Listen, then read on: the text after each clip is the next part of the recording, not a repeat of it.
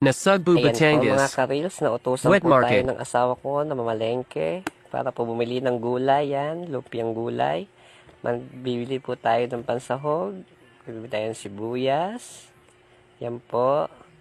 Ayan, papunta na po tayo ngayon para maghanap po ng isda dahil gusto po namin kumain ngayon ng isda, naghahanap tayo ng murang isda.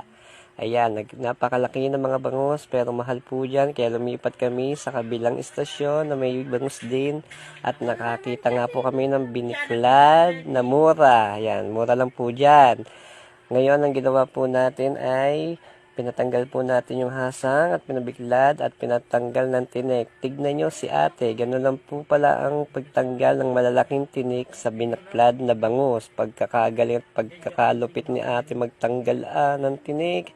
At kasunod nun, bumili din po tayo ng giniling para ilalahok natin sa lumpiang Shanghai. Yan, nagbayad po tayo dyan. Pagkatapos po ay pauwi na tayo at madami pong nadaan ng mga isda. Yung iba po ay naglalakihan pong mga isda yan. Sobrang laki, hindi po namin yung binili dahil wala na po kaming pera at kami ay umuwi na ng